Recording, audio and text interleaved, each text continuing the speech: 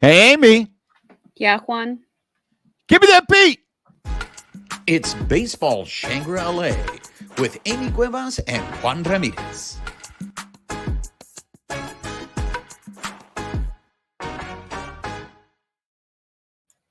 What's up, party people? She is Amy Cuevas. I am Juan Ramirez. You are listening or watching Baseball Shangri-La. If you are listening on the audio side, please make sure you're subscribed to the podcast.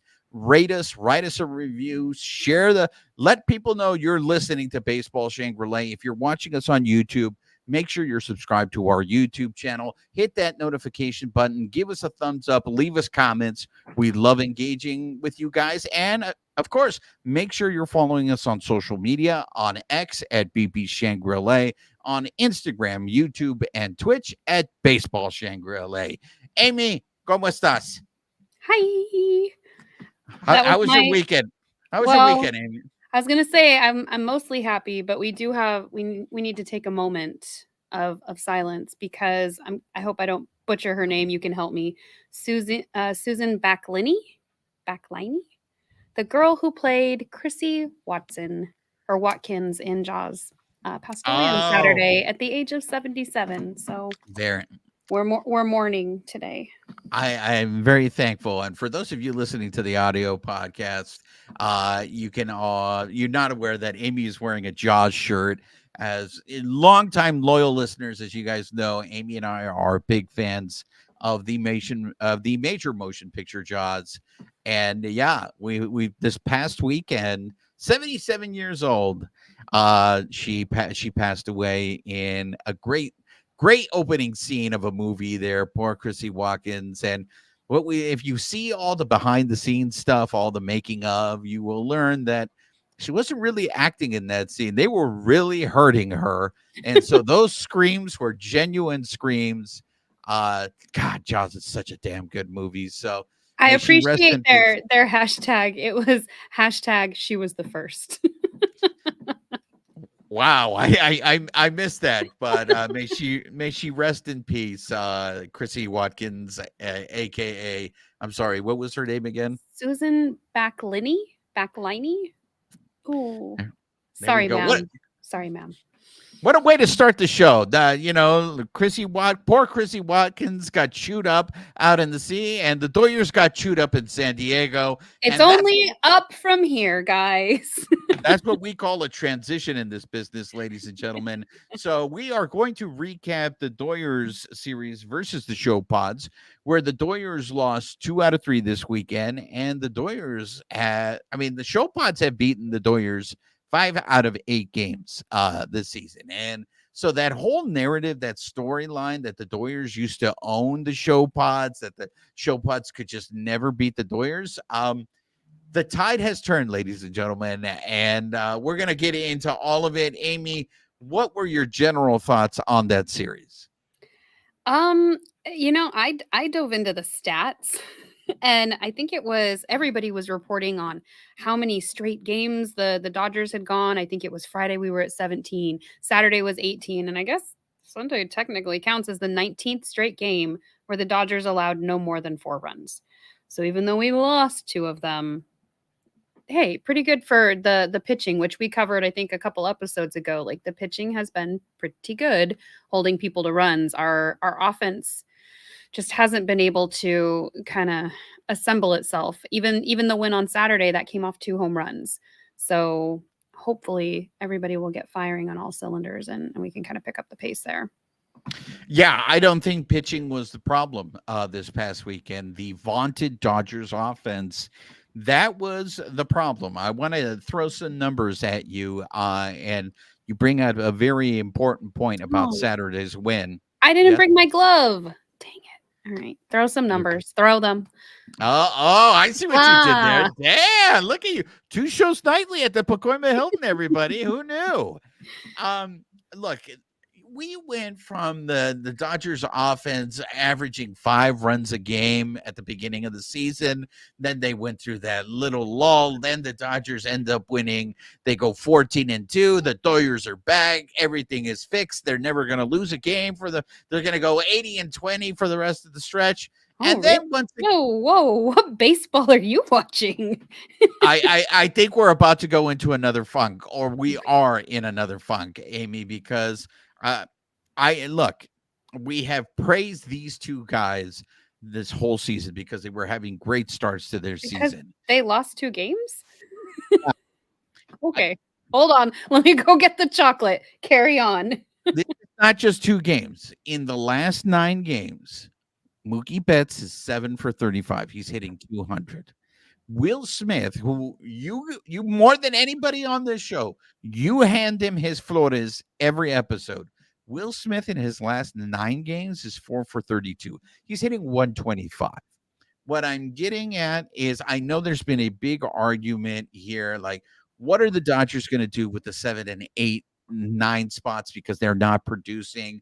There's been arguments this lineup is very top heavy, that if the guys at the top of the lineup are not producing, this team is going to struggle to score runs.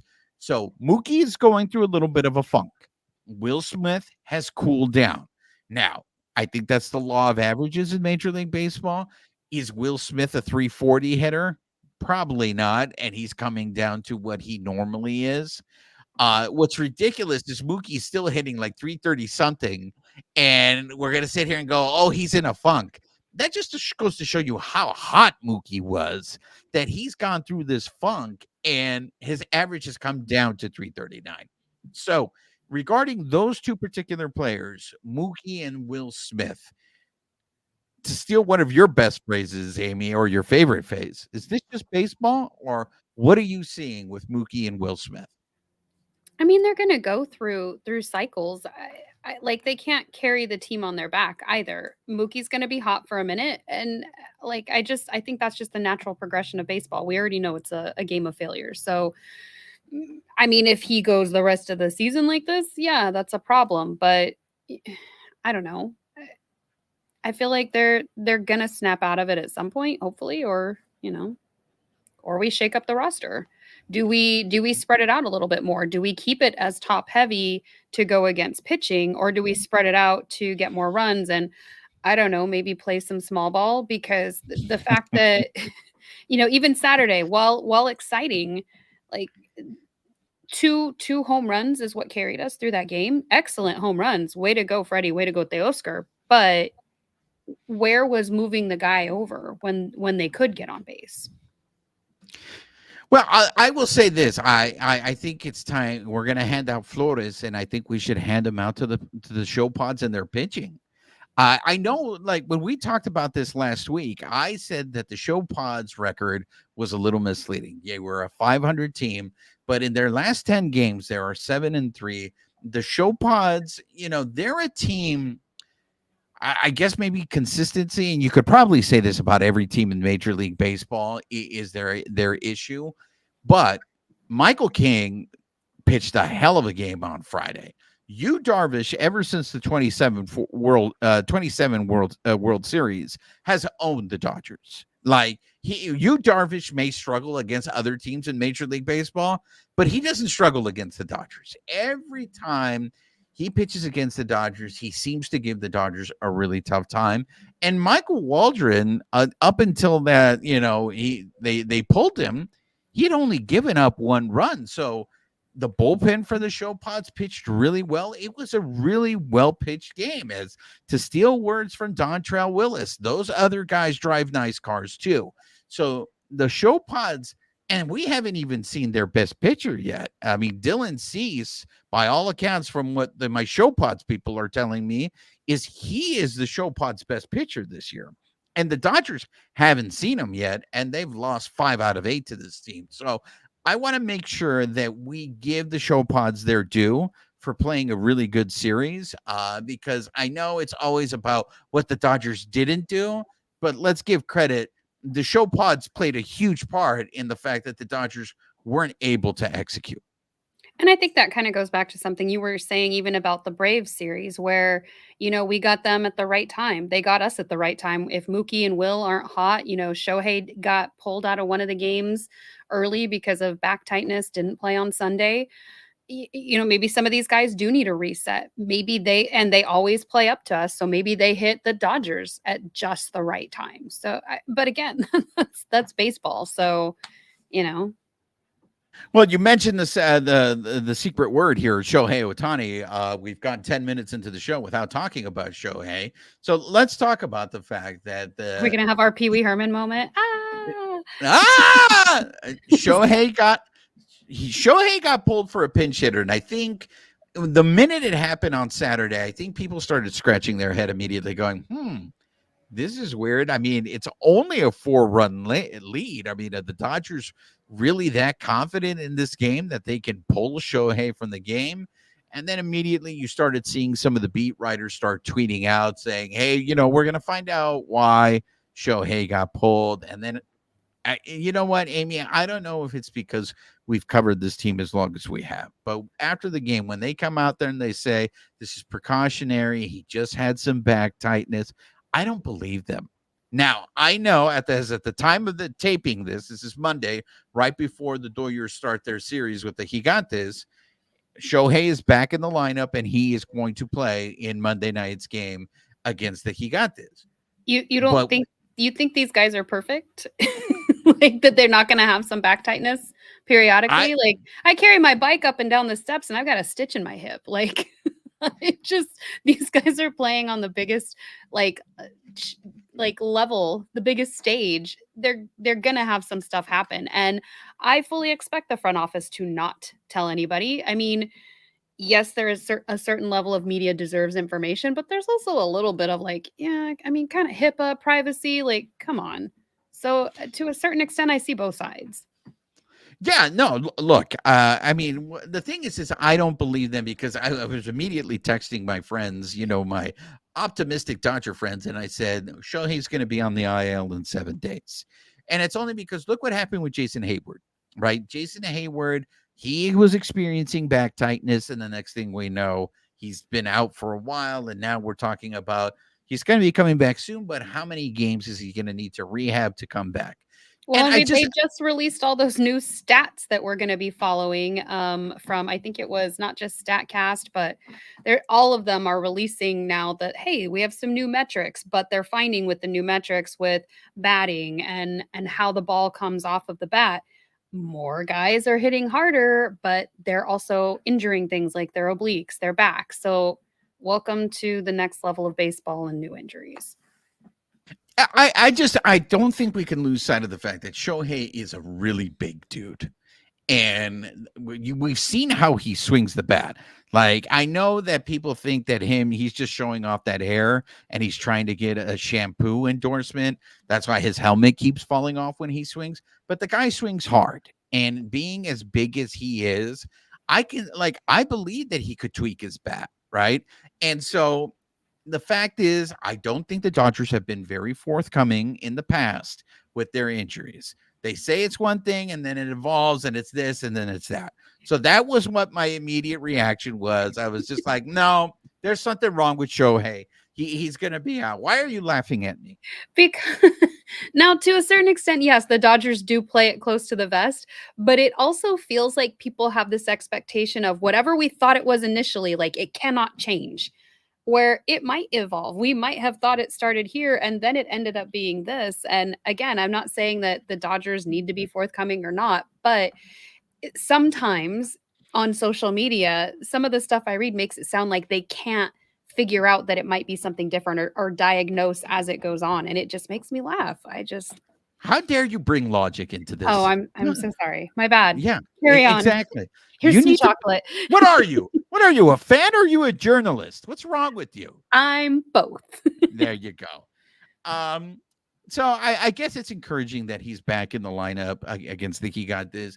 I think it's something to keep an eye on because I do think backs are just one of those things because we have the experience with Kershaw that they don't, there's an issue. They tend to linger. Hopefully it doesn't turn into something, really hard because I don't want to sit there and say, look at the Do you think some of it has to do, because I know they are trying to like ramp him up a little bit, like people have seen him playing catch out in the field. Do you think some of that has to do with potentially ramping him up on the pitching side, or do you think it's just hitting? And your Yeah, expert opinion, doctor. No, I think it's just hitting. I don't think it has anything to do with this because I've seen him how he's throwing. He's not throwing hard. He's literally playing catch. And I know that we make this out into, oh my God, look, Shohei is throwing. It's just like he's not throwing hard. So I know you were. I think you were there that day, so I was just curious what you had seen. Oh yeah, I was there with all my Japanese media friends and going, hey, if you guys are doing it, I need to do it.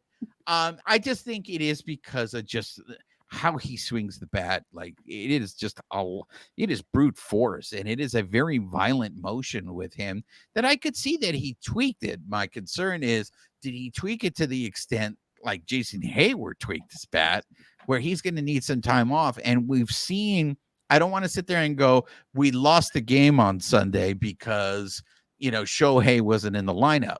But when you have guys who are struggling, like Mookie and Will Smith right now, Federico seems to be the one that's hitting, and he was struggling at the beginning, and you're not really getting production from the 7, 8, and 9 spots. You need other parts of the lineup to step up. So yeah, we only got 4 hits on Sunday. Betts hit twice. Not even Teoscar. It was Kike and Barnes. 4 hits. And to your point, they got out hit on Saturday too. It's just one of them was a grand slam. So again, you got to tip your hat and you got to give your plaudits to the Show Pods pitching, because they did a number on the Dodgers offense. And it's just, again, a quick reminder as how quickly things can go ahead and turn, because again, the pitching was not the Dodgers' problems. I mean, Tyler Glasnow pitched a hell of a game on Friday. I mean, 7 innings, and on the season, Glasnow is now 6-1. He's got a 2.53 ERA. Glasnow 10 strikeouts. Like, way to go, dude. Glasnow pitched a hell of a game. He just didn't get any run support. So, in regards to that Friday game, I saw a lot of criticism of Dave Roberts and the fact that, he brought in Michael Grove to pitch that 9th inning. I understand why people were frustrated, because I was one of those people that the minute I saw Michael Grove come into the 9th inning, I looked at my wife and I said, we're going to get walked off. Who would you have preferred to come in? I'm just curious. Well, and that's the issue that I want to bring up here, because I do think it's unfair in the sense, I know probably people would have said, okay, bring in Daniel Hudson at that moment. It is obvious that the Dodgers were saving Hudson to close out the game. And this is where my point is. The Dodgers right now have their 4 probably highest leverage relievers on the injured list. They don't have their closer. Evan Phillips is on there, Gratterall, Mariachi Joe, and Ryan Brazier.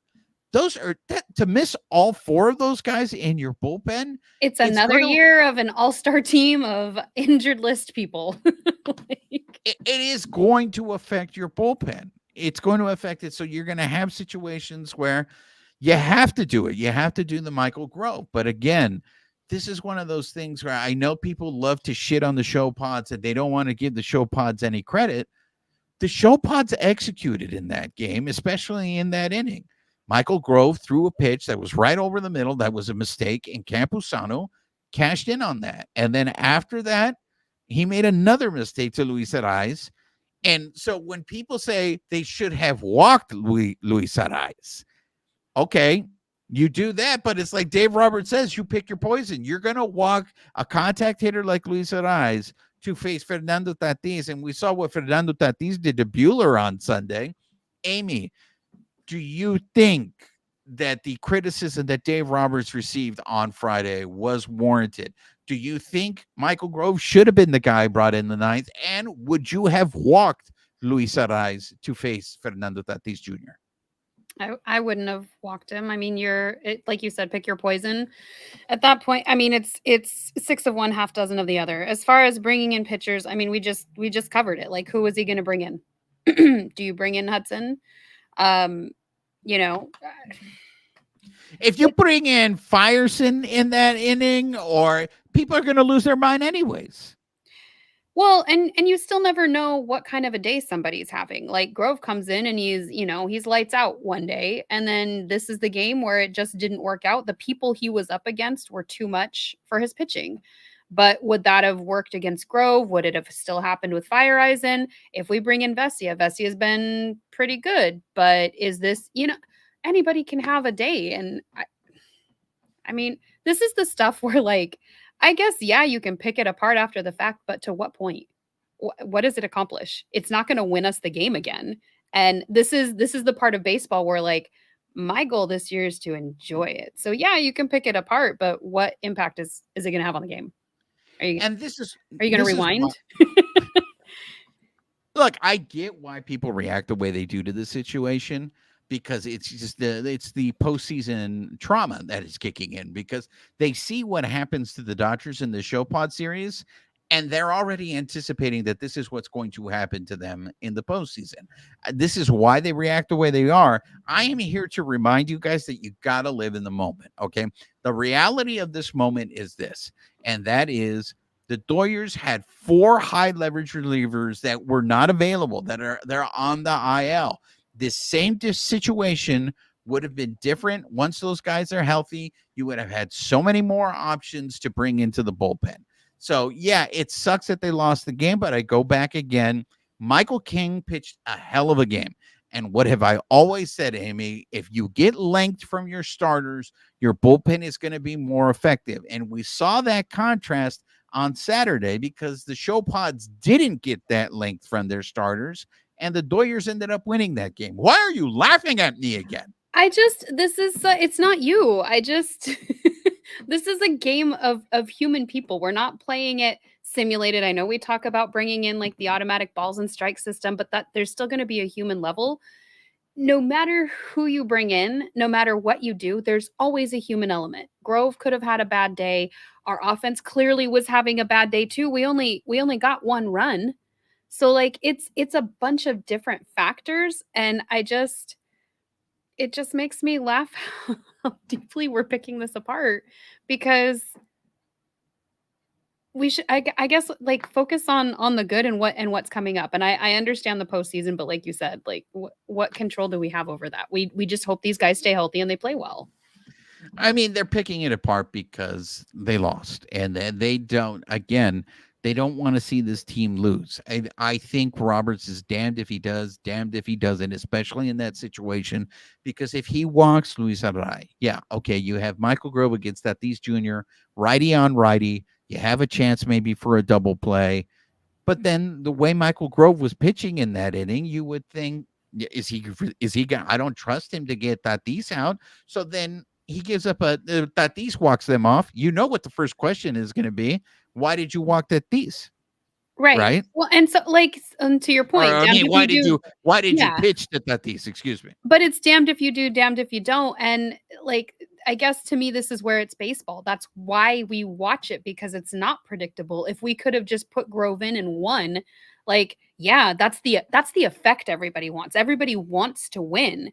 But at the same time, if it was predictable every game, we have people who are focused on this game and they watch it and they are loyal to it. But if you make it predictable, I don't know. I guess to me, it's not the same game.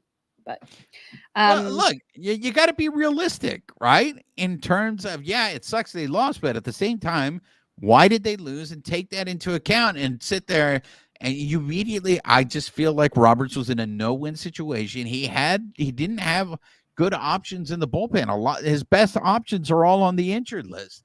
It happened against the Show Pods. I'm sure it's going to happen again once, because, Treinen came in the 8th inning and he did his job. Okay.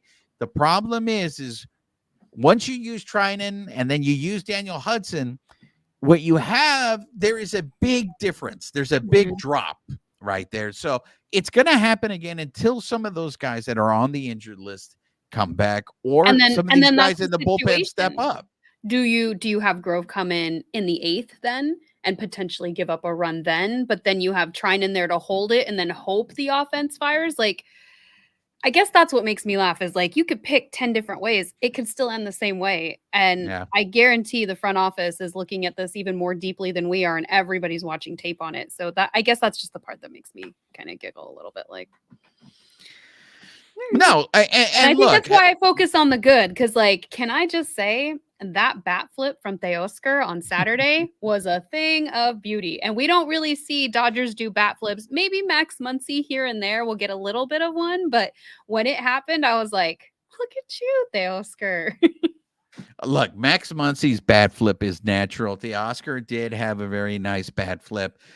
Look, again, that was a mistake that the Oscar capitalized. He did not, and that's kind of the difference in this weekend series is when mistakes were made, these guys made the other pitcher pay for it. And the issue at hand is, I think the Dodgers ended up making more mistakes this weekend, and this is why they lost the series. But speaking of Saturday, again, going back to pitching not being the Dodgers' problem, even though they got walked off in the ninth on Saturday, James Paxton, again, a shutout. I mean, this guy, I think what's encouraging was that before in the beginning of the season, we saw a lot of walks. And the last time he faced the Show Pods, he had 8 walks in a game. Now, this is, I believe, the second start in a row. Correct me if I'm wrong here. This is the second start in a row that he had no walks, or did he have a walk in his previous start? I don't know. I know he had 0 in this one. Hold on, Paxton. He did have 0 against the San Diego. Go to your scorecards, your magical scorecards. Last Sunday, it looks like he had 2 walks. Okay, so for a guy who has been he has more walks than he has strikeouts on the season. So against Arizona, he had 5 walks on that Monday game. And then he pitched again on the Sunday game against Atlanta, and he had 2 walks. And now he's down to 0. I think that's huge. I mean, the guy's here, he's 5-0 on the season, okay?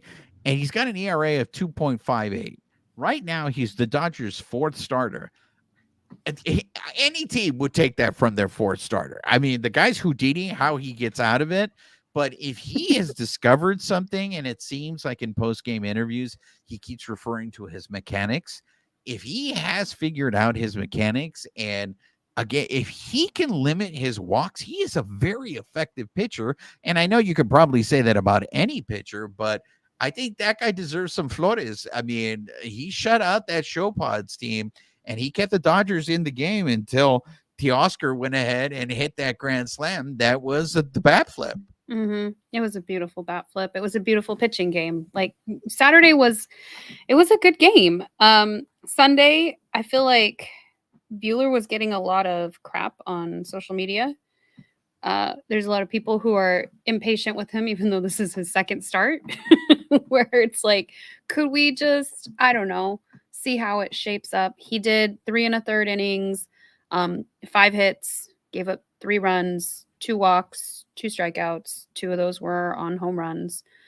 But I mean, he even said, like, it's going to take him a minute to find it. Now, if we're like 6 games down the line, then yeah, we have a problem. But he's even said, like, he's got to get back in stride and, find his rhythm. He's been gone for 2 years. Look, I know that you want to be positive. You are all about positivity and that you like baseball. I know people think I am the Prince of Darkness. I am not the Prince of Darkness. In the words of the late, great poet, Rowdy Roddy Piper, I am your reality check, okay? I am here to let you guys, bring you back into reality. And here is the reality with Walker Buehler. I said this on the last episode. The guy from 2018 is not coming in through that door. And Amy said it. You're going to have to be patient. I think Dontrell Willis, I want to give him credit. Dontrell, I think, said this better than anyone. It seems that Walker Buehler's arm strength is there. I was at the game on Sunday, and he was hitting 96. I don't think he was hitting the 97 and 98 that he was hitting at Dodger Stadium. You were in San Diego on Sunday? I was, yeah. So I took my wife and my daughter. We spent Sunday for Mother's Day. We took her because, you see, in our family, what we do for Mother's Day is whatever we want to do, and we bring her along. That's how we celebrate Mother's Day. Oh, my gosh. So we're watching the game. And so, again, what Dontrell was saying was his arm strength was there. It's just not the mechanics are not there. And he talked about it. Walker Buehler talked about it in postgame on Sunday. And what I thought was really interesting was he said he was more encouraged about his outing against the show pods than he was his first outing against the Marlins. He made reference to the fact that after the first inning against the Marlins of Miami, he was dead tired. He didn't feel like that. So he's obviously still building his stamina. So it's like you have to be patient with the fact with this guy that this guy is still building up to something. Now, look, it's found money, in my opinion, if by the end of the season, this guy turns into a very effective pitcher. But if everything goes as planned and continues, he's going to have a lot of competition to just even find a spot in the postseason. Walker Buehler, to me, is a pitcher that's going to help you get through the regular season. And he's pitching for a contract, right? So I hope he has success. But the problem was he threw 2 meatballs in that first inning. There were pitches right down the middle. My daughter looked at me after we saw the ball over the fence, and she looked at the replay, and she looked at me, she went, it was right down the middle. I was like, yeah, of course. It's not as impressive anymore, right? Because it's like, well, he threw a fastball right down the middle. Of course these guys are going to kill it. I'm sorry. Did I surprise you by throwing just stopping? to you? Yeah, I didn't know if there was a point you were making other than he left it right over the middle. But I mean, I guess to me, you're right. I do take the more positive stance. He literally just came back. And if you don't think, not you, but the general you, if you don't think nerves factor into that, just even shaking the dust off, like I don't know anybody who's come out and been amazing, like right out the gate, whether you're a rookie pitcher, whether you're somebody coming back from an injury. I mean, Trinan, yes, he had a great start, but he also got to play a little bit more during spring training before he had that ball, like took that ball right to the rib. So I don't know. I'm more in a wait and see. And again, at the end of the day, there's not much I can do about it. So, you know. Well, the thing that I found interesting, and I was talking about this with my daughter when we were at the game on Sunday, and after he hit those 2 home runs, and it seemed like he had traffic, every inning that he was pitching. I thought to myself, and I said to her, I mean, how hard must it be? You're so used to having success in Major League Baseball, and then you come out there and you can't do what you did before, or you're not getting the same results that you're getting. So not only is this dude fighting his mechanics, but I think he's also fighting in his head that image of what he is, because there were in the second inning, And he baseball forgot. is a very like mental sport. Like people think it's Yeah. physical. It is, but it is a mental sport. Sorry, go on. No, in the second inning, he forgot to cover first base. Like he Mhm. hesitated. And that was the difference. And I could tell. I looked at my daughter and I said, I think it's because he's so frustrated. He's so angry. He's caught up in his head that he's not pitching the way he wants to pitch, that he's so distracted that, oh shit, I gotta run to first base He to doesn't have cover the bag. he doesn't have the muscle memory. It's like when I was in my interpreting program, we would always talk about like unconscious versus conscious. And like the image that they always use was like learning how to drive, right? When you learn how to drive, you're like checking your mirrors, you're looking over your shoulder, like you're doing everything. And now you got people texting, eating, foot out the window. Like once it becomes second nature, well, it used to be second nature for him. And now he's having to relearn all those things that they drill into you. That what is it, 10,000 hours makes you an expert on something. Well, he just had 2 years off. I know if I'm not looking at stats or I'm not in something on baseball, even for a couple of weeks, I'm like, oh man, I got to brush up on that again. Like my brain was elsewhere working on other things. So, I mean, to me, it's just natural. And talking about like injuries and wanting to be who he is, I know we're going to talk about it next episode, but like, talk about like living up to like the expectations in your head. Like I just finished reading Kershaw's book, and if Walker Buehler is going through even a tenth of what Kershaw has gone through the years, I feel for both of them, because it's not an easy road to walk with everybody's expectations on your shoulder, including your own. I'm starting to understand when he says he's encouraged, because the second time he faced Tatis, I thought, oh my God, here comes another home run. I mean, Tatis is just going to hammer this guy. And he struck him out. And I can see that is it's encouraging. I think it's everything that you had said also. It's that muscle memory. It is just something we have to be patient with this guy and see if this guy can rediscover, because in a sense, it's not that he's rediscovering, I think he's learning a new way of pitching on the fly, because he can't do what he did before. So he's got to figure out new. Why are you laughing at me? Because that's like when people have an accident and they can't walk and they go through physical therapy because they have to learn to walk again. They don't just get up off the bed and they're like, all right, well, your surgery's done. And, you remember how to walk, right? Go for it. You got to work at it. It's interesting because I scratched my head a little bit when I saw that Ryan Yarbrough came into the game on Saturday, and I was just like, why is he bringing in Yarbrough when we have Walker Buehler pitching tomorrow? And we know that at most Buehler's going to give us 4 innings. Don't you need to save Ryan Yarbrough for tomorrow to save the bullpen? And this is, again, I am your reality check, people.